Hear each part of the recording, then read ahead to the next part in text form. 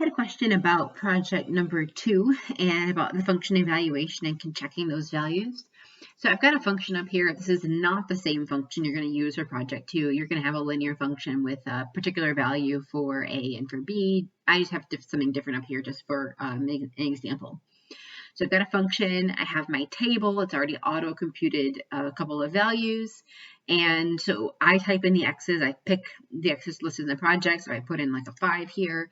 You can see that the y value is on auto-compute based on this function. So what you need to do here, though, is in the second half of the steps in number 5, they want us to evaluate a few things in function notation and then make some notes to talk about how this compares with the graph and with the table.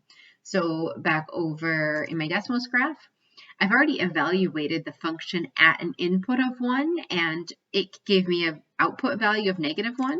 I could type this in function notation as f of 1 and hopefully get the same thing. I'm verifying that I can get my function to give me the same value, whether I'm inputting it in a single line, f of 1, giving me the -1, or if I'm using a table to compute the output values for multiple input values. Now I could also check this by hand by taking my function up here. Let me just copy and paste it for a second, and manually changing the input values to 1 in both places, and I get the same thing. So we're observing multiple ways to check the output value for a single input value. So I can check via the table.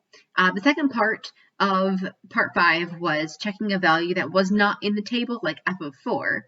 And so I could evaluate f of 4, for example, that's not in the table. Look at 56. I'm going to zoom out quite a bit here. I'm going to manually rescale this just to pop the y value over 56. Let's just pop it up to 75.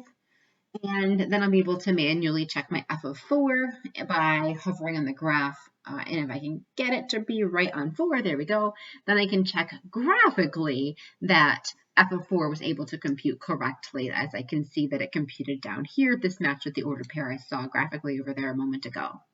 So you can verify in a variety of ways, numerically in a table form, or graphically by hovering and clicking and dragging points.